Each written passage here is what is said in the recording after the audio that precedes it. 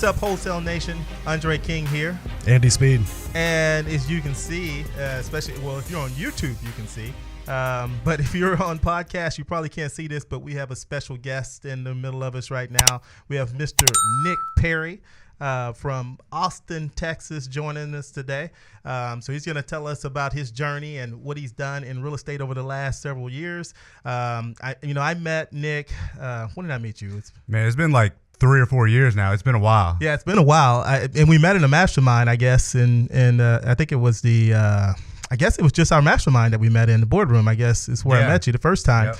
And at that time, I think you had a partner at that time, so it was a little different, and we'll talk about that as we go through your story. But, the reason why we brought Nick on is that, from the first time I met Nick, Nick was out there, he was killing the business, right? And at the same time, he'd gone through some transitions. He's changed his business a few times. But, over the last 6 months, this guy has really just lit it up, right? And I know we're going to be talking about that today. But before we go ahead and get started, Nick, how about you go ahead and just introduce yourself, tell us a little bit about where you came from and, where you're at now. Yeah, absolutely. Thank you guys for having me on. Really been excited to do the show. Grew up right outside of Washington, D.C., Northern Virginia. And then, after I was about 25, decided to move down to Austin, Texas. So I've been in Austin about 5 years now, which is at the same time I started my wholesale business. Right. Yeah, so Austin is a little different market than Houston, right? Do you do a lot of business right now in Austin? I don't do really any deals in Austin. Like I'll get maybe 2 or 3 deals a quarter there, tops. Right. That just come in kind of organically. But we do a lot in Houston and then all over the United States. Okay, perfect. And so when we look at your getting into real estate, what got you into real estate then? I mean, really, I was looking for an opportunity that was going to, not put a ceiling on the amount of money that I can make in my life. And I wanted to be my own boss as well. So, working a 9 to 5, having to, report to somebody else wasn't really my style. And I've always had an entrepreneurial vision, and real estate was just a good vehicle that kind of suited that. Right. And you started off wholesaling and then at that point? I did. I mean, I was broke, so I had no money, and that was the only way I could get into real estate. Right. Yeah, and that's, you figure a lot of people get started for that reason, right? They look at the barrier of entry for wholesaling is you really don't have to have any money, right? If you got time, you can definitely make it work. But it's one of those niches like most people, they don't know anything about wholesaling. But so what was the thing because for me, I saw it on HGTV just by a fluke. Like I just so happened to run across it. But how did you actually run across wholesaling? Because I know it's not something you just see and say, okay, I'm gonna do that. Yeah, when I first came to Austin, I didn't have a job. I was looking for jobs, but I really didn't know what I wanted to do. Like I expressed, I wanted to be my own boss. So I started doing searches best ways to make money, best ways to make, money online. And I went through the whole gamut of all the different, MLMs and all the different things. And wholesaling, was really something that resonated with me. It made sense in my mind. I knew that, other people were making money doing it. So I was like, well, if I put my best foot forward, I'll be okay. So how did you get your start then? What was your first step? I put myself through YouTube University. I started watching a lot of Sean Terry videos, and then was taking action. I was starting to spend the money I didn't have to put out bandit signs and do little direct mail campaigns. And I'll be straight up. Like it took me 11 months to get my first deal. It was brutal. I was hustling, handwriting letters, and spending money I didn't have, and I just kept persisting. And then eventually, things started to happen. 11 months to get your first deal. Were you full-time at this time, or did you get a job just to? No, I had to get a job because I moved to Austin. It was like, if I don't get a job, I'm getting evicted for sure. So, I went ahead and took a sales job, which was probably the best thing I could have done at the time. Yeah, absolutely. I took an inside sales position with Indeed. They're headquartered in Austin, and their sales training is top notch. So I came up through that school of sales, and that's carried over into my business and how things are structured now. So that was a blessing that, I did get that job because it provided me a good income at the time. I was crushing it at sales because I was motivated to get out of a 9 to 5. So I was making over $200,000 a year at Indeed. And at night, I would just take that commission money and funnel it right back into my wholesale business. So that's kind of how I That's a great point for people getting started, though. If you don't have the seed capital to do this full-time from the get-go and you need to maintain your bills, there's nothing wrong with getting a job that aligns with wholesaling and teaches you some skills that you're going to be able to translate into your business, which is huge. I mean, if you come from the operations side, or you are doing, something that's not related to marketing or sales, building those skills and making a paycheck while you moonlight as a wholesaler is not a bad plan. Yeah, because a lot of times you see people, they put the strangle on their business because they first thing they do is quit their job. It's like, I'm gonna quit my job, but I hadn't done a deal yet, right? And you don't even know if you like this. Yeah, you don't even know if this is gonna work for you. You already quit your job, and now you don't have any money. You got all the time in the world, but you can't afford gas money, right? To go drive for dollars. And so that's good that you saw. You know what? I got to do whatever it takes. If I have to go get a job, and then use that to fuel the business, then that's how you grow it. But most people usually would give up before the 11th month, right? And say, oh, this doesn't work. And then they just move on with the next thing, right? So you got your first deal, took you 11 months, right? So what was the first deal like? First deal, I was actually, this was a appointment I went on probably like month 3 or month 4 of my 11 months of no deal. And they called me back. I was on my lunch break. I'm walking down the street and my phone rings and the seller's like, hey, yeah, about that appointment you came on, 8 months ago. We're ready to move forward. So it was this old beat up abandoned house in Smithville, Texas. And I was like, okay. They signed the contract. The place was abandoned. It was like a probated house. The parents had passed away, and the spouses actually the heirs lived here in Houston. So they were driving an hour and a half to cut the grass, and they finally got fed up with it, right? And said, let's do this. So got it under contract, went ahead and flipped that contract. I bought it for 18 and sold it for 30, so I made 12. Right. Yeah. Yeah, but then at that point, I mean, that's huge, right? Because, when I came into this business, the first thing that I was told that wholesalers shouldn't make about $5,000. Right, so you kind of doubled and so tripled. I bought like 12 deals from Undrea at $5,000, then he wised up, and right. So that's huge, right? If you were able to do that, and so I imagine that showed you there was some proof at that point. So what did your business look like then? Like when's the next one came, or when did the next one come, and all that? So the next one actually came pretty quickly afterwards, because I just took that money. I was already making great commission money at the time, and I just doubled down on marketing. I put the majority of that money back into marketing. So like deal 2 and 3 came back to back, probably like 2 or 3 weeks later. Okay, perfect. So what do you attribute that to? Is it just the marketing money, just the different seed capital? Marketing money, and then just persistence, right? Like you're not going to get anywhere in any business if you don't work your ass off. So right. Like I was working at night, I was working on the weekends. That was just kind of the work ethic, and then the money will get you a long way. Yeah, right. Absolutely. Right. And then, so from there, so now you got started, you got your business going. All right. What year was this? This was 2014. So 2014. So you've been doing this for a while. So yeah, like 5 years. Right. And so 2014, you started getting your deals, you started getting your deal flow going then. And then at one point you decided that you were going to bring on a partner also to help you out at that point, I assume. Yeah, no, I never had a partner at the very beginning. When I had those like 3 deals, I had a mentor that would kind of help me like disposition the deals and things like that. And he would take a 50% profit. Right. And then I had, one of my friends, kind of working for me for 10%. Right. And then, well, that's a 10% partner. Yeah. 10% partner. Yeah. So he was doing some things. And I had various people. I had my old girlfriend working in the business. That was a mistake. Don't do that, guys. Right. Yeah. The key word was old girlfriend. Yeah, right. That's right. Congratulations on the engagement, by the way. Oh, yeah, thank you very much. Yeah, I appreciate it. Right. So you put the family in there. So I assume now you're not going to put the new fiance in the business, right? Absolutely not. No. Right. So you learn from your mistakes. Right. And so at that point, over the years now, were you going out to see appointments back then? Because I know your business is a little bit different now. Yeah, I was. I mean, I used to do it like, I would say even probably like a year and a half ago.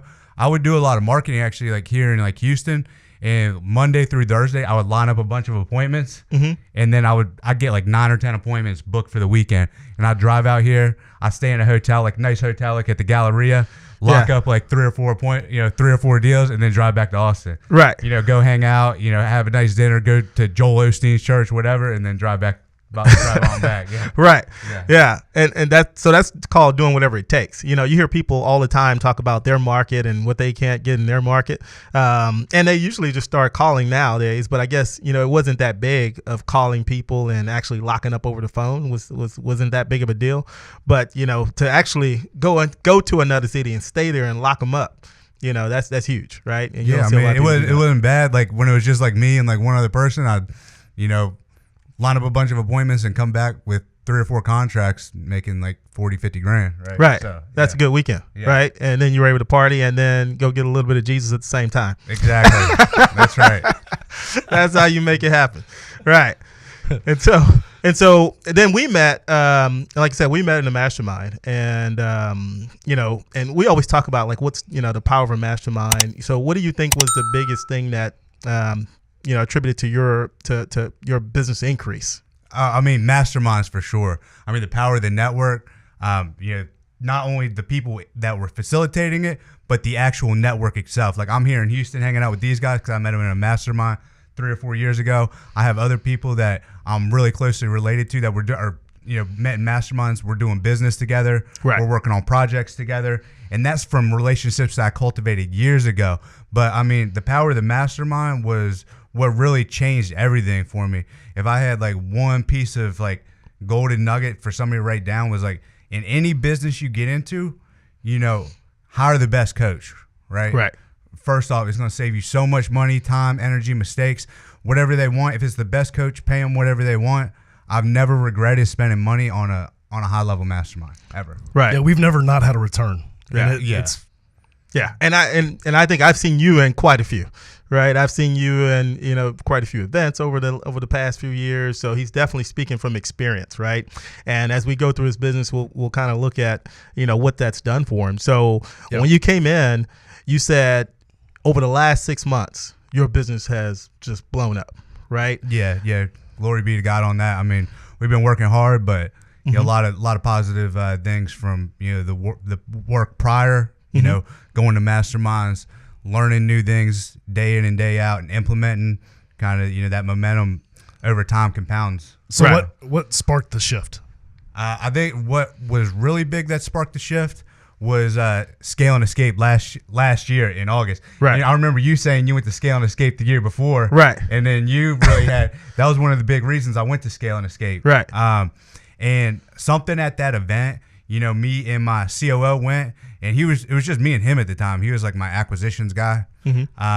And we just started taking a bunch of notes. And I remember after the mastermind, we sat down for like 3 hours and started putting all of our notes into an Excel spreadsheet, like this is all the stuff we need to get implemented. We started putting deadlines on all of it. Right. And that was like a huge catalyst for it, because we look back like 3 or 4 weeks after that and we're like, man, we come a long way in just 3 or 4 weeks. and we're still saying that to this day. Like, right. We're like, man, 3 or 4 weeks ago, that was like the Stone Ages. I don't know how we're operating like that now. Right. Yeah. Yeah. And so that's huge. And that's funny you said that, because that's exactly what I saw. It's almost like I had these like shields up where I didn't really understand and really didn't know how to grow the business, or I hadn't seen anyone in Houston. Well, maybe I wasn't networking enough, I guess, maybe. But I didn't know anyone in Houston that was running like big operations and doing a lot of deals and things like that from a wholesale standpoint. I knew from a flipping standpoint, but not from a wholesale standpoint. And when I went there and I saw people doing it, right, and they had teams and things like that, I was like, man, I got to think bigger. Right. And so that's what I got out of that. And it looks like you got the same. Right. 100%. I mean, there was, a lot of other people I could give shout outs to. Obviously, Scale and Escape was a huge dot like in my business. But, fast forward a little bit, going to, Rafael Vargas's mastermind, huge, going to the All In event with Carlos and Sal. Right. Like huge. All that stuff has played a big role in our success. Right. So what does your business look like now? Right now, we're a team of 12. So myself, so that's CEO, a big jump from 2. Yeah, 2 to 12. Myself as a CEO, and then I have a COO who also oversees our acquisitions team. We have 5 full-time acquisition managers. Then we have a follow-up manager that kind of makes sure nothing slips through the cracks. Anybody that hasn't been contacted gets followed up with. Then we have 3 full-time disposition managers, and all they do is sell our deals all day long. Right. And then an accountant. We have some virtual assistants, some people that help us out with hiring and interviewing, things like that. Okay. So. All right. And so let's break that down, right? And so you said you have 6 acquisitions now? Yeah, my COO, he does some calls, but he's not really able to do calls anymore. So like if you had to count it, like actual full-time banging the phones every single day, it's 5 full-time guys right now. Okay. And right now, and you said banging the phones, right? So a lot of people that are doing this are going out, seeing appointments. You're going out, seeing houses. You're locking them up on the contract. So what you're saying is that you're not doing that right now. No, it's all inside sales. Okay, so explain that. So how does that process work? Because some people believe that you can't lock up a deal over the phone, that it's just not going to work, and if it does, you're not going to make any money. So you kind of explain, like how does that work then? I mean, it's very similar to going on an appointment, right? Except it's over the phone. So we have leads that come in from different source mediums. We do a lot of pay-per-click advertising. We do a lot of cold calling as well. Mm-hmm. So when those leads come into our podio, we pick them up just like, if you're getting ready to set an appointment with somebody, except you progress the conversation a little bit further. So, you're finding out what their needs are, learning how to solve their problem. Okay, hey, if I can make this price range work, are you ready to move forward today? Okay, great. Are you going to be in front of your computer? In 10 minutes, you call them back. And then, I'm in front of my computer. Okay, open the DocuSign. Just read through it. I can explain anything to you. Initial here, and then that's it. Right. Boom. Yeah. That's how you do it. And so when the leads come in, so who's answering the phones? The acquisitions answer the phone, or how does that work? Yeah. So we have a sales floor, and like if a PPC call comes in or a website lead comes in, Samuel calls our whole sales floor. So, whoever gets to it first gets it. Yeah. Right. Yeah. So they're always like trying to make their phones work faster, like getting Wi-Fi boosters and stuff. Right. But if a cold calling lead comes in, or something from another marketing channel, our COO Brandon will distribute those leads depending on how many leads are in each acquisition rep's book at the time. Right. Mm-hmm. Okay. And so then so the lead comes in, they call it, they try to lock it up, right? What happens when they don't lock it up, and what happens to the lead after that? Well, I mean, it's either going to get marked as dead, or we're going to go ahead and follow up with it until we get that contract. I'm all about, I know people are like follow up. Well, that's good with good leads. Right. We're not going to sit there and waste our time on trash. Right. Yeah. Right. So, if they don't get it under contract, they're going to continue to follow up if there's that initial interest. If it's just not a good lead, they're asking prices out of their mind. There's no motivation. We're dumping it. Right. You trash it. Yeah. Right. And then you said you had someone that was doing a follow up also. What is that person's job entail? So, in a given day, we get a ton of leads. So, and every single day, these people, our acquisition managers are getting fresh leads. Mm-hmm. And then there's a portion of people. I mean, if you guys have ever done anything on the phone ever, a lot of people don't answer their phones, right? Right. Yeah. So there's going to be a portion of people that don't 50%. Answer their phones, and they do their best at getting those people on the phone, but they've got to get through these new leads. New leads take priority, right? Right. So anybody that hasn't answered the phone from the day, our follow-up managers trying to get them on the phone too. Right. Yeah. Right. And so once they get them on the phone, then they just swing them back over to acquisitions and they take over from there, or do they try to close the deal? No, they won't close the deal. They'll do some light qualification on it, and then either live transfer it over, or they'll just go ahead and, hey, when's a good time? Are you available? Really try to nail down a time that they can get called, and they'll stick a calendar invite on our acquisitions people, or create a task for them in Podio. Okay. And so, like, for those people that want to transition, right? Because I was just talking to someone yesterday, and to be able to transition from going out, seeing appointments, right? They want to get there a little bit quicker. What advice would you give to the person that's going to be transitioning to locking the deals up over the phone, going from going out to see people? What advice would you give that person? I would go ahead and advise, like, if you're looking to go into like remote, get on like Rafael Vargas's training. Mm-hmm. His stuff's really good. He's got really good scripts, and that's all they do is close stuff over the phone. Right. We had to do it out of necessity, because we're nationwide, and I couldn't keep running to Houston every weekend. But just pretend like you can't go see the house. Like, what would you do if you were not able to get out there? Right. Yeah. So what do you do when the seller doesn't respond to selling over the phone? Do you have some sort of method where you find somebody local to go out on the appointment, or do you just scratch that lead and say this isn't our model? No, we'll just if we have to, like there's older sellers that don't use email or they don't feel comfortable, DocuSign it. We run into that maybe it's rare, maybe 1 in 30 times. Right. Like, it's not that common. So don't let that be a mental block to you in the beginning. But if that is the case, like we actually had one today where we have to go get it signed. The seller's elderly and needs a little bit of help walking through it. So, get in contact with a local realtor there and say, hey, we're looking at purchasing this home. Not really sure what we can do with it yet. We need to get it under contract. Can you go out there and, the lady's a little bit older, just walk her through it and make sure she signs it and get us a few pictures. Right. And, if we end up, listing on the MLS, obviously we'll work with you. Right.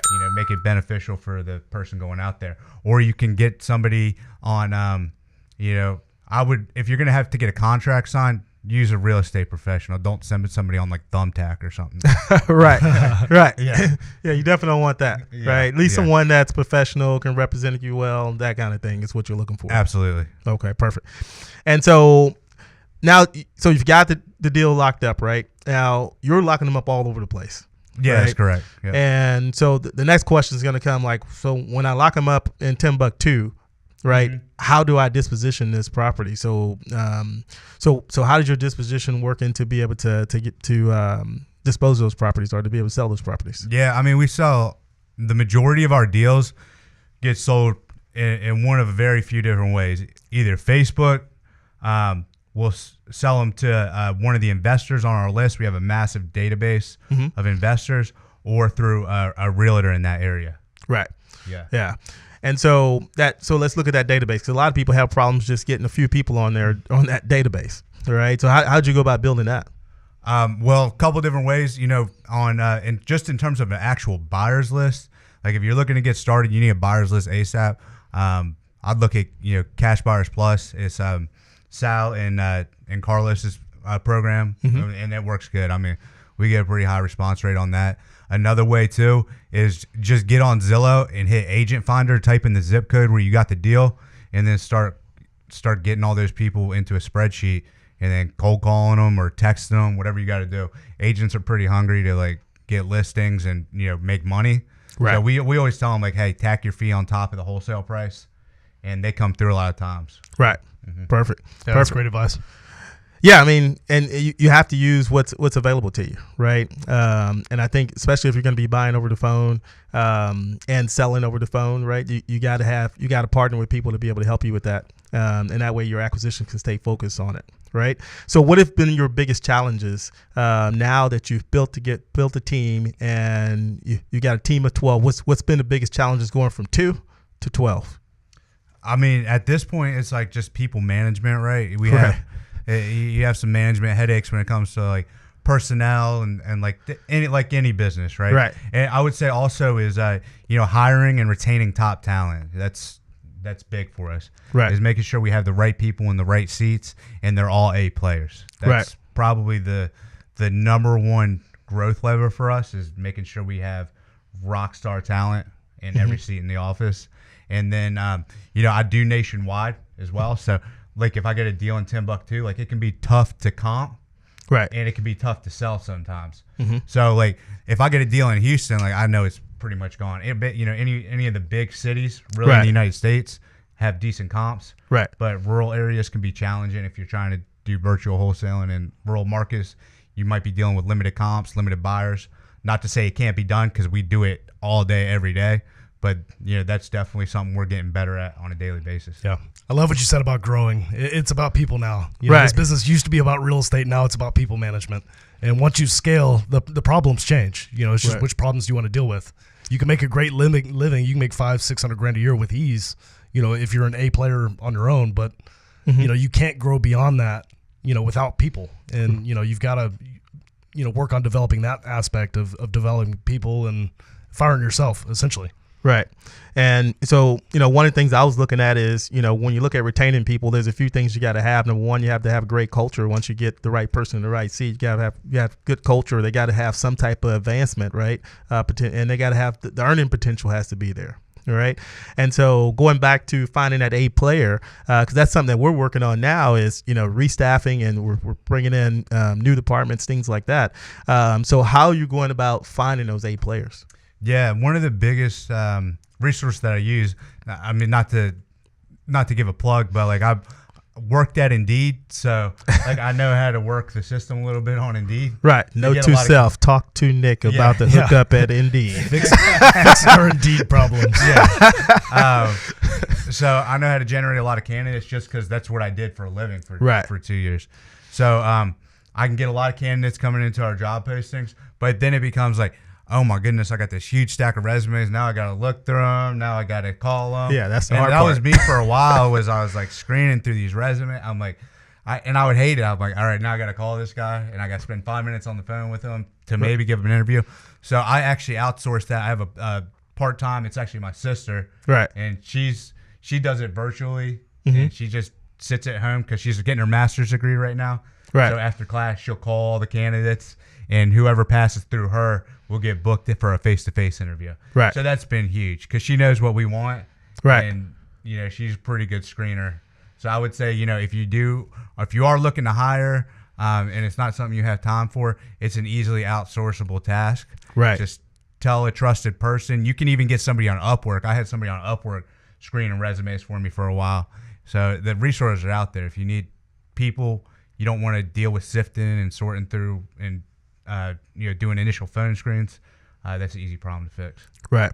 Yeah, and because we're facing that now. Like you get a lot of applicants, but it's like now I got to actually do the work, right? I got to actually talk to them and have conversations with people that you maybe you feel like you should have cut that conversation like 1 minute into it, right? Or maybe they even showed up and you were like, no, I think you should go home, right? So you run into all that kind of stuff. We've never experienced that. Yeah, not like, we've never experienced that like 30 minutes ago, right? So Nick was in our lobby area just waiting, and he's hearing this interview that's going on in the conference room right behind. He's like, man, that's brutal. Yeah, and what did you say? You said, so I could tell it's not going well. Yeah. It was not. we were just kind of finding things to say there. Right. So now, so that takes care of getting the right person and getting that person in the right seat. Now, so what about culture? So what type of things are you doing now to make sure that those 12 people are feeling it and want to be able to come into the office? I mean, you got to put a vision out there, right? Like having a clear vision. Like, I'm telling them like, hey, I mean, where we're going to be like even 2-3 months from now, like look where we were 2-3 months back. And I'm always painting the picture. Like I have goals for them. Like once we get to our revenue goal, which is $417,000 for the month, I'm taking them to Cuba. Right. All expenses paid. We're going to Havana, smoking cigars, like it's the nice. whole nine, right? Like we play rap music in the office, and like we got a ping pong table. Right. Like keeping it lively in there, keeping everybody amped up is key, right? Because it's sales, like it's a mental game. So if you don't keep that energy, like I see the energy drinks in the office as an investment, right? Right. Like, I got to keep them caffeinated. Right. And and we try to, that's something I'm always trying to improve on. Like, what can we do for like team outings? What can we do for goals? Like we have one of those spin wheels in the office. Right. Somebody gets a prize, or we actually have individual prizes and team prizes at different tiers. So little things like that keep everybody moving as a unit and keep everybody incentivized. So that culture is huge. I'll tell you, don't sleep on a ping pong table either. My guys are competitive. Right. In my office, it's it gets crazy over there. Right. So we gotta get a ping pong table. Yeah. I'll be undefeated. No doubt. I'm ready to go to Austin and show some sales guys how to play. Yeah, right. Let's go. Right.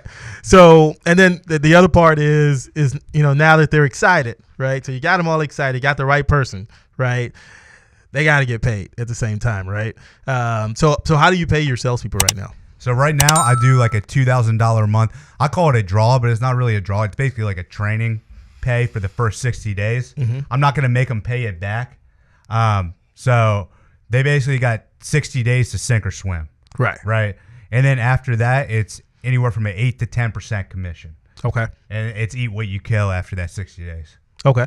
And everyone comes in at that position, or you just put them in, like there's no is there's no certain position that they come in through, or are they just start in acquisitions, they start in dispositions?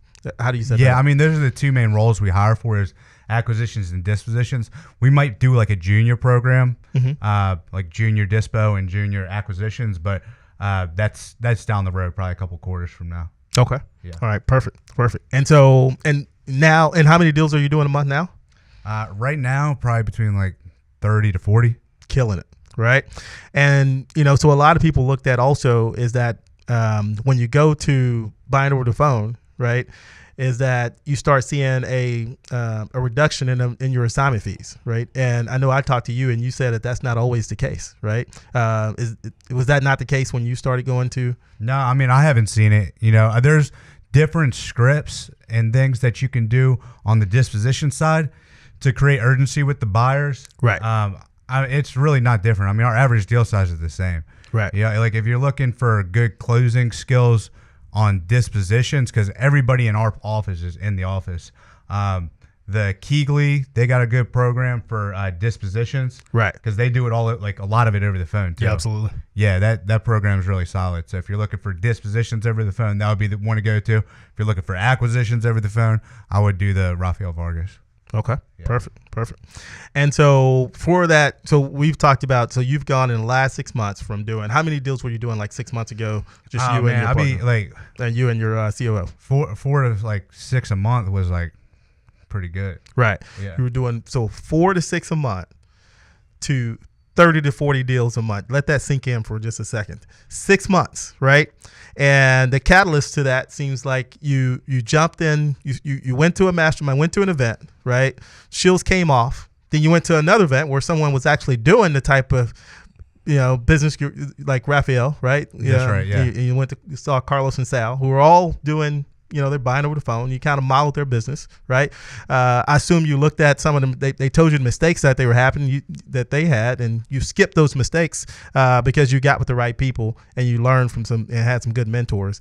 And in 6 months, that's not even double. What's the math on that? Who can do that really fast? That's like, don't ask me for math. Yeah, it's like 3 or 4 times, 5 times. You 5 times your business. And over the last 6 months, right? Yeah, that's correct. So where do you see your business going now over the next 6 months to a year? 4 to 40. That's 10 times. 10 times. That's 10x. All right. So Mr. Grant Cardone, there you go. I'm sorry. I was like, 10x. Did you go to 10x last year also?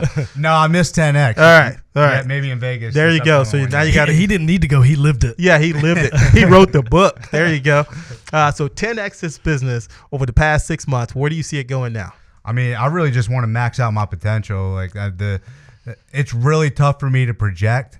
I have revenue goals for myself. Like this year, I need to get up to at least $5 million. Mm-hmm. But that's just the start, right? Like once my people, processes, and like systems are super dialed in, it is really tough to say like, where's the cap? I don't think there is a cap, right? So I'm not going to limit myself and say like, hey, I want to make this much money. I think we can, with the right people, processes, and tools, easily scale this thing to the moon. Like, in terms of like where I want to be, like I want to be like, I want to take this game as far as I can. Right. I mean, there's so many good teachers now. Like with the internet, it's crazy. So many good teachers putting out content, giving value. Like you should be able to learn from them and implement that stuff and take this stuff to a whole nother level. Like they've already paved the way and made mistakes. Like Sean Terry, Ken Clothier, those guys made all the mistakes years ago. Now we're further ahead than them. Right. And same things with the new guys coming out. Like just keep learning and implementing. So, yeah. Yeah, absolutely. So what does managing the transactions look like? Like I didn't hear a transaction coordinator. I make all my dispo do transaction coordinator, and they hate me for it for sure. They ask me. I'm probably gonna get them a TC. Yeah. Right. Yeah. I've actually proposed to Undrea on multiple occasions that we switch TC to a dispositions role as well. I figured they would hate it too. Yeah, the communication though, it's always back and forth between them, and there's just so many moving parts and different people, and it's just like it may make sense to move that to dispositions, but yet you're right, it's probably a different personality. Yeah, and so we don't want to leave people with like false expectations, right? So we want to put a few numbers to it because I assume like your marketing budget probably right now is about $1,500 a month. Is what you're spending on marketing, and then you're killing. Then you're like killing 40 deals. Like, wait a second, did you say $1,500? Then you're doing like 40 deals a month. right? And you're just blowing it up. I assume that's what you're spending in marketing. Is that right? So I spent $1,500 before I woke up this morning. Right. Yeah. Like you sneeze. Oh, that was $1,500 right there. No. Right. No. So what's your marketing budget looking like on a monthly basis? It's about like $60,000. Right. So $60,000, and then I assume you got to have more than like 5 leads or so a month to make that happen. We got a lot of leads. Yeah. Mm-hmm. So in terms of like lead count per week, it's like probably 225 to 250 a week. Okay. So about 250 leads a week. And then, so what's your average right now? How many leads does it take you to get a deal? Right now, it depends on the source, right? For pay-per-click advertising, it's 1 in 17. And for cold calling, it's 1 in 26. Okay. Perfect. So you see how he just knows his KPIs like that. Right. So we've talked about KPIs, and it's always the part of the business that sucks for all entrepreneurs because it's something that you have to sit down and just manage. If you want to build your business, you got to know those numbers. Right.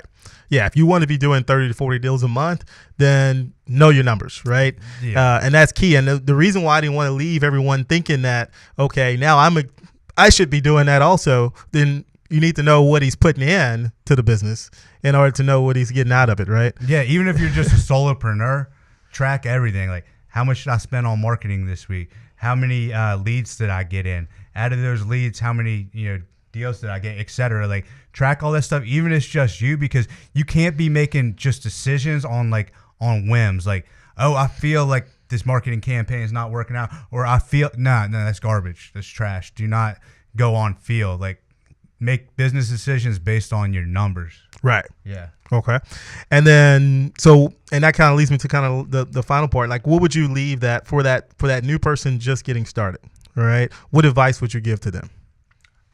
I mean, if you're just getting started, you don't think, because you're seeing people with Lambos and, wearing red bottoms and all that on Instagram, right, you're going to do a couple of deals and that's going to be your life. Like, this shit is hard work. It's not like you're going to just, be a millionaire overnight. Yes, it can happen. This is a tremendous vehicle to make yourself live a very nice lifestyle. But, don't go in with false expectations thinking it's just overnight. Like, you're going to have to put in that work.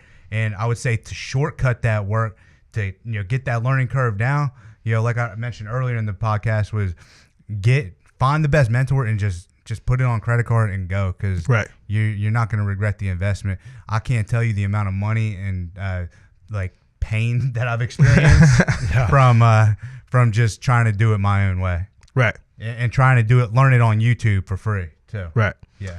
There it is. Right. So, Nick, definitely want to thank you for driving all the way down, in studio guest all the way from Austin, Texas. Definitely appreciate you for coming out, dropping some knowledge bombs on us with us today. Andy, you have anything else you want to add on the end right there? No, that's it. I think that's great advice to the next guy. I mean, be ready to spend the money, but don't set the expectation in your mind that just spending that money is going to change your life. You've got to take the action as well. Right. And you started with the action. You take what they're saying, expedite your learning curve. I think that's absolutely great advice for, anybody that's just getting started. Right. Perfect. And so, Wholesale Nation, if you like what you heard today and you've been liking what you're hearing, don't forget to go ahead and like and subscribe. We'll of course like 5 stars. You can give us whatever you like, but give us 5. But we definitely appreciate it. Check us out on YouTube also. So Nick, how do they reach out to you? I mean, just find me on Instagram. It's Nick Perry REI. Feel free to reach out. I'll follow you back and ask me any questions. Happy to help. Right. And you're all over. So if people need help in other cities, selling properties, things like that, you'd be able to help them with that as well. Facebook, Instagram. Yeah. There you go. All right. Perfect. We'll put that in the show notes for everyone to see. We want to thank everyone for listening today. All right. Y'all come back now. You hear?